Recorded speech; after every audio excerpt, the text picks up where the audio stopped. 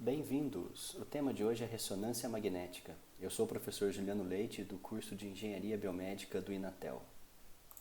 Mas, o que é ressonância magnética? Para que serve? Como funciona?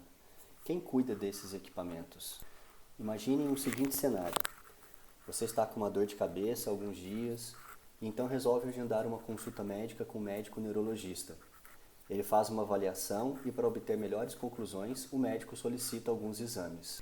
O médico solicitou os seguintes exames: exame de sangue, para poder verificar se a dor de cabeça pode ter alguma relação com variação de hormônios, por exemplo, e aproveitou para ver como estão as hemoglobinas, hemácias, um exame completo. Ele também solicitou um exame de raio-x de crânio para verificar se você possui alguma deformidade no crânio, na caixa óssea. Solicitou também uma tomografia para verificar a existência de um possível tumor, por exemplo. E por último, solicitou um exame de ressonância magnética, o qual pode verificar tumores, anatomia e funcionamento do cérebro. E como um desses exames é de ressonância magnética, resta a nós saber como funciona este equipamento. E para isso, precisamos inicialmente saber 4 conceitos básicos para o funcionamento deste equipamento tão utilizado nos dias de hoje. Vamos lá. Primeiro conceito. Precisamos saber qual a nossa constituição corporal ou a maior parte de composição do nosso corpo. E vocês, sabem do que nosso corpo basicamente é constituído? Para quem respondeu água, acertou. Nosso corpo possui 70% de água. Muita água, verdade? E a água possui um elemento na sua constituição que é o hidrogênio, do H2O, né? E devido ao hidrogênio que é possível utilizar a técnica de ressonância magnética. Técnica essa que veremos mais daqui a pouco. Mas, voltando ao corpo e sua constituição da água, aqui está um corpo humano com um percentual de água de alguns órgãos. Observe que alguns órgãos como cérebro, coração e músculo têm 75% de água, já os pulmões e rins 86% de água. O sangue tem 81%, mas se observarmos os ossos, eles têm em média apenas 22% de água. Isso significa que por termos menos água, tem menos hidrogênio. Então, um ponto importante é que a ressonância não é um equipamento utilizado para verificar a parte óssea do ser humano. A ressonância magnética ela é utilizada para verificar as partes moles do corpo humano. Isto é porque as partes que contêm mais água, né, elas têm mais hidrogênio. Então, para a estrutura óssea, por exemplo, no caso da gente não estar utilizando a ressonância, a gente vai utilizar exames de raio-x, tomografia computadorizada, que também é baseada em raio-x. Bem, o segundo conceito a conhecer para entender melhor o funcionamento da ressonância magnética é o conceito de campo magnético. O equipamento de ressonância possui um forte campo magnético e quando o paciente entra dentro do equipamento para realizar o exame, esse campo magnético ele é tão forte que consegue orientar os átomos de hidrogênio. Mais especificamente, ele orienta as partículas positivas de hidrogênio, que são os prótons. Aqui vai uma curiosidade sobre o campo magnético da ressonância. Um equipamento de ressonância magnética possui um campo com força de 1,5 Tesla, ou 1,5 Tesla, né, que é a medida para a unidade de campo magnético. O diâmetro de abertura do equipamento no qual o paciente faz exame é de aproximadamente 70 centímetros. É bem estreito, né, esse tubo da ressonância magnética. Devido às proporções, né, esse campo é altíssimo se nós compararmos com o campo magnético da Terra. O campo magnético da Terra está em torno aí de 0,5 microtesla. E o diâmetro da Terra é aproximadamente de 12.700 quilômetros. Então, se a gente comparar em números, né, a gente pode dizer que o campo magnético da ressonância ela é aproximadamente 3 milhões de vezes maior do que o da Terra. Porém, a ressonância é infinitamente menor do que a Terra, né? E desta forma o campo magnético dela não afeta o campo magnético da Terra. Para conseguir um campo magnético elevado da grandeza de 1,5 Tesla, né? Lembrando também, pessoal, que existem ressonâncias magnéticas aí de 3 Tesla, que é utilizado para fazer exames de cérebro, né? E ressonância até de 7 Tesla, que é utilizada mais para pesquisa, né? Pois com um campo magnético alto, assim, o ser humano passa a ter tonturas, náuseas, e desta forma não é viável, né, fazer exames com um campo muito alto dessa quantidade aqui de 7 Tesla. Bem, mas retornando ao nosso campo de 1,5 Tesla, para conseguir um campo magnético elevado desta forma, é necessária a utilização de corrente elétrica em supercondutores. Os supercondutores, na verdade, possuem uma propriedade física que, quando esfriados a temperaturas extremamente baixas, menos de 270 graus negativos, eles possuem uma condução melhor que um condutor tradicional. O condutor tradicional, por exemplo, seria o cobre.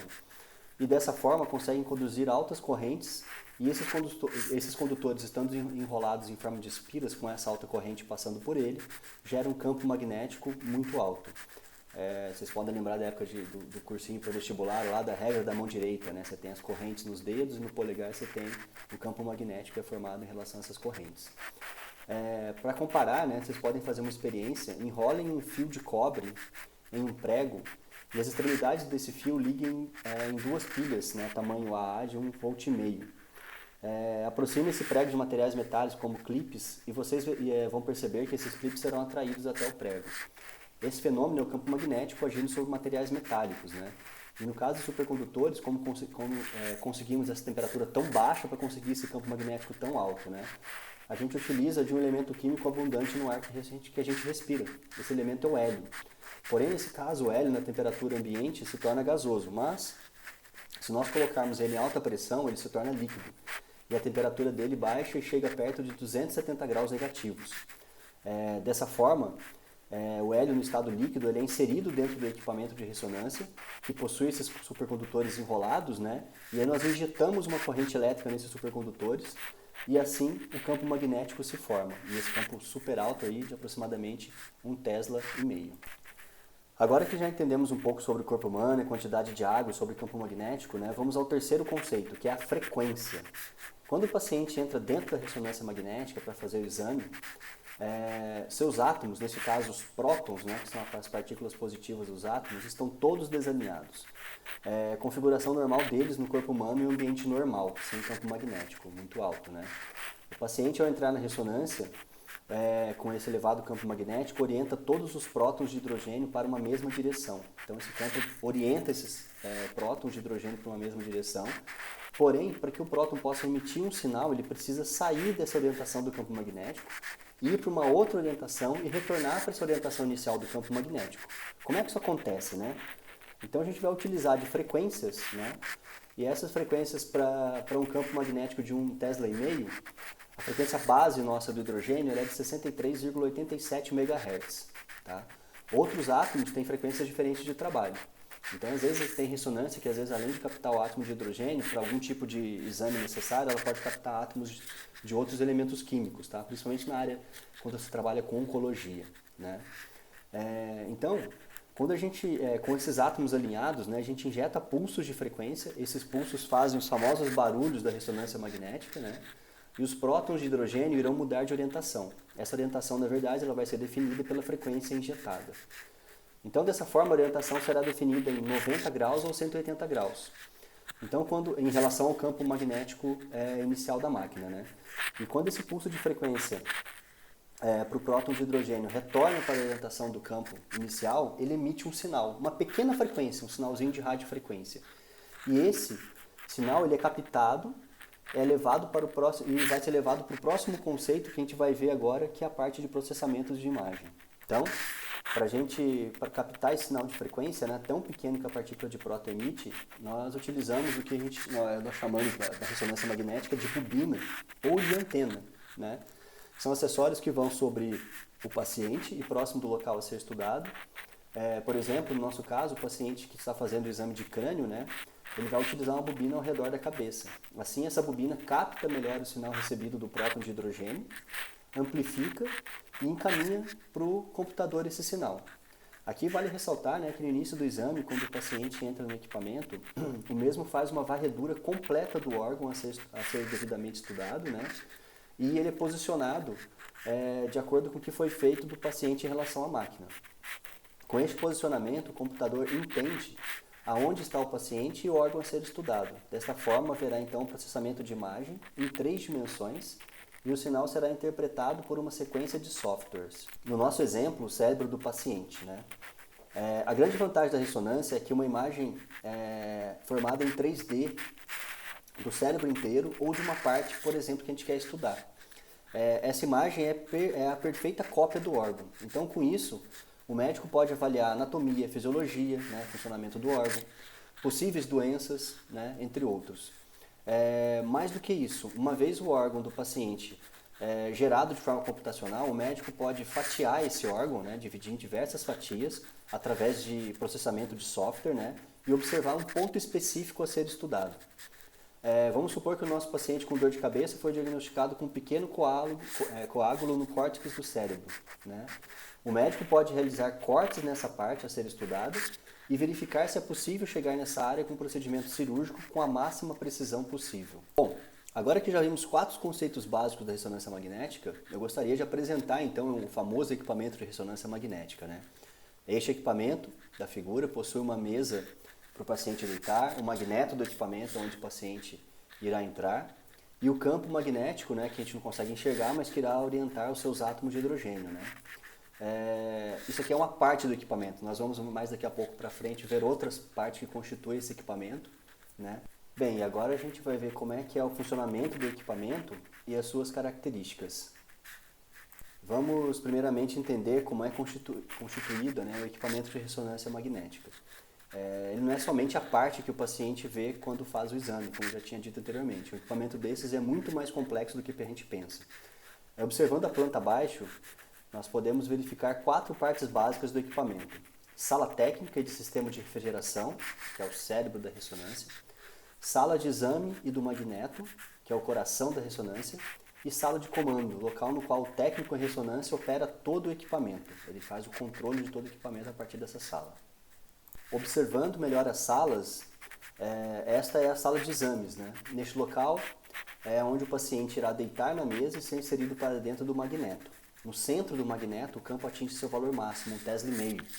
E lá é onde o exame é realizado, né? Nesta sala, enquanto o paciente está dentro do magneto, as frequências são geradas também. As frequências são muito altas. Então o paciente geralmente fica com fone de ouvido para abafar, né, para reduzir o som. Geralmente nesse fone de ouvido ele ouve uma música para ficar mais tranquilo, para que ele possa tentar se relaxar e fazer o exame da melhor forma possível. Porém, existem muitos pacientes que não conseguem realizar o exame acordado, pois possuem provavelmente claustrofobia de ficar dentro do equipamento ou medo, né? Então, desta forma, o paciente deve ser sedado para que o exame possa ser realizado. Visto a sala de exames, a gente vai para a sala técnica, né, que é onde está localizado todo o sistema de computadores para processamento da imagem e também o sistema que faz a geração da radiofrequência. Além disso, está localizado o sistema de refrigeração da própria sala e também da sala de exames. O conforto do paciente deve ser o máximo possível. Apesar de não ser um exame não invasivo, tem pessoas que sentem calor, são sensíveis aos barulhos das frequências e têm medo de ficar dentro do equipamento, como eu já havia falado antes. Então, às vezes, tem que sedar ou deixá-la de uma forma mais confortável, né, para que ela possa realizar esse exame de ressonância magnética. Outro local de composição da ressonância magnética, então, é a sala de comando, e é nessa sala que fica o técnico, né, o tecnólogo em radiologia. Desse computador, ele consegue selecionar o tipo de exame, iniciar e parar o exame. E para cada tipo de exame realizado, né, existe um tipo de protocolo diferente, né? São comandos, né, são programações. Eu quero fazer um exame do cérebro, então tem um protocolo para isso. Quero fazer um exame de coluna, tem um protocolo para esse tipo de exame, né? E esses protocolos geralmente são desenvolvidos pelo fabricante do equipamento ou pelo próprio técnico de radiologia. Uma média de duração de um exame de ressonância aí, ela está em torno de 15 minutos, mas existem exames que podem durar até 1 hora. Tem exames que o paciente ele pode ser injetado nele um contraste, né, que é um material químico, e esse material vai circulando, entra na circulação sanguínea, e a gente consegue ver em tempo real o que está acontecendo com o paciente, por onde está passando aquele contraste, né? Então, de repente, às vezes ele pode ter um entupimento de uma veia, vai aparecer isso. Então, o médico consegue detectar, né, algumas patologias, né, que são doenças, né, das pessoas, através do exame contrastado, né, utilizando o contraste dentro de uma ressonância magnética. Bem, então nós vimos os conceitos básicos, vimos como é que funciona um pouco a ressonância magnética. Finalmente o exame, né? No processo do dia a dia de exames de ressonância magnética é necessário pelo menos 3 pessoas para realizar as operações do equipamento, né? Um técnico de ressonância magnética que vai operar o equipamento, vai estar na sala de operação, né? Um enfermeiro ou técnico de enfermagem que vai posicionar o paciente na mesa, vai poder aplicar algum medicamento e acompanha a saúde do paciente durante o exame, né? E o médico, o qual orienta o técnico da ressonância e o corpo de enfermagem, e após o exame ele vai realizar a leitura desse exame, né, e fazer o laudo do paciente. Tecnicamente falando, os componentes do magneto, né, eles são o que então? O próprio magneto, no qual dentro dele estão os supercondutores e o hélio líquido. os gradientes, os quais dão o posicionamento e realizam os cortes dos órgãos a ser estudado, a bobina de radiofrequência, que injeta o sinal de radiofrequência e capta o sinal dos prótons de hidrogênio, e por fim, né, dentro do interior da ressonância ali, o paciente que está sendo submetido a esse exame. Uma curiosidade são as linhas de campo magnético gerado por esse campo. Elas são linhas mais fortes quanto mais próximo do magneto, né? E no isocentro do magneto, bem no meio do magneto, esse campo vale 1,5 Tesla. E essas linhas elas são medidas em unidade chamada Gauss, né, que é uma medida diretamente relacionada ao campo magnético. Então, quanto mais próximo do magneto a gente estiver, maior é a potência desse campo, né? Então, a gente tem que tomar muito cuidado para chegar com materiais ali próximos, caso esses materiais sejam ferromagnéticos, que pode ser atraído para dentro dessa máquina. E não é tão simples retirar o material depois que foi atraído por esse ímã, né? Porque nada mais é a ressonância magnética do que um ímã gigante, né? Então tem que tomar cuidado para estar próximo dessas linhas. Geralmente, quando são colocados equipamentos médicos próximos desse equipamento da ressonância, para dar suporte ao paciente, como um ventilador pulmonar, monitor multiparâmetros, a gente tenta acompanhar as linhas mais externas, as linhas de Gauss, né, que a gente pode ver no desenho aí, e essas linhas, quanto mais externas, menos vai ter atração do equipamento ou interferência no equipamento externo que está ali ao lado da máquina. Tá? Bom, pessoal, nessa imagem nós temos uma figura que resume todo o processo de aquisição de imagem por ressonância magnética. Desde o magneto gerando o campo magnético, as bobinas de gradiente orientando a posição do corpo do paciente, a captação da imagem pelas bobinas de radiofrequência, os geradores e detectores de radiofrequência, o digitalizador do sinal e o processamento do sinal feito pelo computador.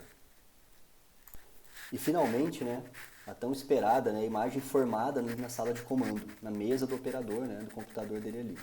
Ao lado da mesa, né, a gente tem um exemplo da imagem de ressonância. Essa imagem, até pouco tempo atrás, ela era impressa em filme, é um material plástico, né? Porém, hoje as imagens são salvas geralmente em pendrive ou CDs, DVDs, e algumas das imagens mais importantes são impressas em folhas de papel fotográfico, né, juntamente com o laudo do médico, para ser entregue tanto para o paciente quanto para o médico poder fazer esse laudo, fazer a interpretação dele depois. Então, muitos hospitais e clínicas, as imagens e laudos hoje são encaminhadas via telemedicina, ela fica armazenada no servidor de dados, né, no banco de dados, essas imagens, e o médico pode acessar por internet essas imagens, e o paciente também pode acessar, né? Então, hoje em dia, muitas vezes a própria imagem, o laudo, o paciente nem sai mais com nada de papel ou um pendrive, ele simplesmente, do computador dele, consegue acessar essas imagens e o próprio laudo dado pelo médico. Bom, pessoal, a partir de agora eu vou mostrar para vocês o que tem por trás do equipamento de ressonância magnética, né? O equipamento, como já vimos, não é equipamento tipo plug and play, simplesmente chegar e ligar ele na tomada, né? Já sair utilizando. Ele precisa de um projeto de instalação, ele precisa de um espaço adequado, né? Nós vimos ali pelo menos que tem 3 salas, né? Exame, técnica e de comando. Além disso, necessita de energia elétrica, necessita de alimentação de água, tem que ter uma blindagem da sala de exames, entre outros, né? Então, o que eu vou mostrar aqui é um pouquinho de uma instalação e algumas curiosidades sobre a ressonância magnética. Essa imagem mostra, então, uma sala de exames, né? Após a sala já estar construída, porém sem acabamento, né? E o primeiro item da ressonância a entrar na sala é o magneto, pois ele é grande, né? E a porta ainda não pode estar instalada para que ele possa entrar. O peso médio aí do magneto é em torno de 3 toneladas. Caso o magneto fique em um prédio, em algum andar, é necessário ter um projeto para que o piso suporte esse peso. Dentro do magneto ainda tem o hélio no estado líquido e para o funcionamento dos supercondutores, né? E essa capacidade aí, média de uma ressonância de 1,5 Tesla é de 1.600 litros de hélio. Então a gente tem que somar também, né? Além das 3 toneladas, mais esse peso aí que vai acrescentar a máquina. Então, no final das contas, as máquinas, geralmente dentro da sala ali, chega a quase 4 toneladas de peso. A sala de exames, né, exige que no projeto seja construída uma blindagem eletromagnética. A figura mostra aí essa blindagem, ela é feita em alumínio e ela serve para isolar a sala de frequências eletromagnéticas do meio externo, como ondas de celular, ondas de rádio, televisão. Essa blindagem, né, ela é conhecida como gaiola de Faraday. Pequenas frequências externas que entrem nessa sala podem causar ruídos no exame de ressonância e gerar artefatos na imagem. E desta forma os exames às vezes tem que ser refeitos, né? Então a gente tem que tomar bastante cuidado, tem que ser uma blindagem muito bem estruturada, muito bem feita, né? Não pode haver vazamentos. Quando a gente fala em vazamentos, é do meio externo para dentro da sala de exames, para que possa comprometer esses exames aí. Bem, aqui como curiosidade, né, a gente está vendo aqui o abastecimento de equipamento de ressonância magnética. O campo magnético do equipamento está alto, está levantado, e os cilindros que contêm hélio, né, para o abastecimento estão próximos da máquina sem ser puxados pelo campo da mesma. Você sabe por quê? Porque o material desses cilindros aí de hélio, eles não são magnéticos, eles são não magnéticos, né? Então, desta forma, se reduz o risco de acontecer ou de ocorrer algum tipo de acidente. Então, aí está passando todo o hélio para dentro da máquina, uma parte, né? Para fazer esse abastecimento. Esse galão aí, esse cilindro aí deve ter em torno aí de 500 litros de hélio. Então, está abastecendo uma parte, né, de todo o volume que a ressonância suporta. A gente viu dentro das salas, né, mas um outro ponto importante que às vezes a gente não está visualizando, né, é essa figura que está abaixo aí, é o equipamento, né, faz parte do equipamento de ressonância chamado tubo de quenching. Essa chaminé, vamos dizer assim, do lado externo da sala de exames, serve para evitar que, se o hélio vazar, o mesmo saia para o lado interno da sala de exames, né? Então ele vai sair para o lado externo da sala e, em caso, por exemplo, de um material ferromagnético ser atraído pelo magneto, muitas vezes não se consegue retirar esse material sem baixar o campo magnético.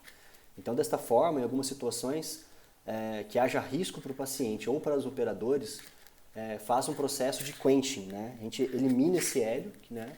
Que ele, na verdade, o próprio magneto ali, ele tem um mecanismo que vai esquentar. Então esse hélio líquido ele vai gerar vapor e vai sair por esse tubo de quench, né? Que é fora da sala de exames. Vai sair, lógico, vai sair um ar gelado para o lado de fora, um vapor gelado para o lado externo, né? Então esse tubo ele é muito alto, já colocado numa posição que não atinja, se caso estiver passando pessoas embaixo, não vão ser prejudicadas, né? O hélio líquido ali, quando passa para o estado de vapor ali, ele sai a uma temperatura muito baixa e pode ocasionar queimaduras nas pessoas, né?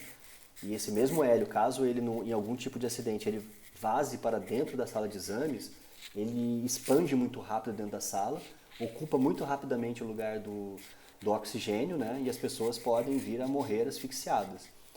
Lógico que existe por segurança hoje, as portas das salas de exame de ressonância, elas abrem para o lado externo, né? Então, se você está dentro da sala, você empurra a porta para ela poder abrir. Justamente por causa dessa situação do hélio, caso ele expanda muito rápido, a porta abre, né? Ele vai sair pela porta e aí você consegue sair lá de dentro e não ficar preso e ter algum problema relacionado à asfixia. Bem, essa outra figura aqui mostra já o equipamento instalado, né, com a goela de Faraday, a blindagem eletromagnética com acabamento na sala de exames e com a carenagem do equipamento montada sobre o magneto. O que dá um aspecto mais bonito, né, na sala, para o equipamento também. Em ambientes de ressonância magnética existem diversos avisos informando as pessoas de entrarem na sala e estejam sem material ferromagnético, como tesoura, materiais cirúrgicos, sem equipamentos eletrônicos, né, celulares, relógios, cartões de crédito. E caso o paciente tenha marca-passo cardíaco, o médico deve alertar esse paciente, pois muitas vezes ele não poderá fazer o exame de ressonância, né? O marca-passo ele pode parar de funcionar, o paciente durante o exame pode vir a ter problemas cardíacos. Então, para este ambiente, diversas restrições, né, devem existir em função da segurança do paciente e dos funcionários que trabalham nesse ambiente. Bom, a gente está falando sobre equipamento aqui, né, mas quem que mantém esses equipamentos, né? Geralmente, os equipamentos estão em uma clínica ou um hospital, são os próprios, né, gerentes e diretores de clínicas e hospitais que, junto com a fundação do hospital, mantêm, né, ou da clínica, eles mantêm esse equipamento. Então, eles precisam arcar com gastos, né, de água, energia elétrica, compra de hélio para repor perdas naturais. E, além disso, tem que pagar os funcionários que trabalham com equipamento, né, técnicos, enfermeiros, pessoal de limpeza, médicos e serviços de manutenção da ressonância. Então, tudo isso leva a um alto custo. Então, equipamentos de alto custo, como ressonância magnética, tomografia, entre outros, geralmente eles trabalham 20 horas por dia, de segunda a sábado, e desta forma os custos são pagos com os exames realizados, né? Então, para manter um equipamento desse não é algo muito barato. Então, você tem que ter um grande volume de exames para poder conseguir manter esse equipamento em funcionamento, né? E se é o hospital que mantém o equipamento, né, então quem que cuida desses equipamentos? Então é nesse momento aqui que entra, né, a pessoa, a figura aqui do engenheiro clínico. Essa especialização da engenharia biomédica ela é responsável por todo o processo da vida útil do equipamento. Desde o processo de aquisição, acompanhamento na adequação da área para instalação de uma ressonância ou de qualquer equipamento. Quando o equipamento é recebido, né, ele chega, a gente tem que abrir e conferir se está tudo ok. Acompanhamento e fiscalização da instalação, capacitação dos funcionários que vão utilizar esse equipamento, tem que ser todos capacitados, saber operar o equipamento, né? Fazer calibrações da ressonância. Este equipamento, na verdade, a ressonância tem que estar bem calibrada para que não haja exame de má qualidade. Manutenção do equipamento, né? E finalmente o estudo para substituição da tecnologia quando a mesma já estiver no final da vida útil, né? Já estiver obsoleta. Então, assim, os equipamentos têm um tempo de vida, né? E deve ser pensado sempre na compra ou atualização tecnológica, né? Um upgrade para um melhor. O engenheiro clínico se faz presente em todos esses processos da gestão da tecnologia médico-hospitalar e ele cuida de todos os equipamentos médicos e também da infraestrutura que dão suporte aos mesmos. Não adianta eu ter um bom equipamento se eu ter uma infraestrutura que não está adequada a esses equipamentos, né? Então a gente tem que estar olhando por tudo isso para que os equipamentos tenham uma vida útil maior e prolongada. E aí vem a minha pergunta, né? Onde fazer engenharia biomédica, né? Para poder atuar com essa área de equipamentos médicos, a ressonância, né? E aí eu digo que o Inatel oferece, né, um curso de engenharia biomédica.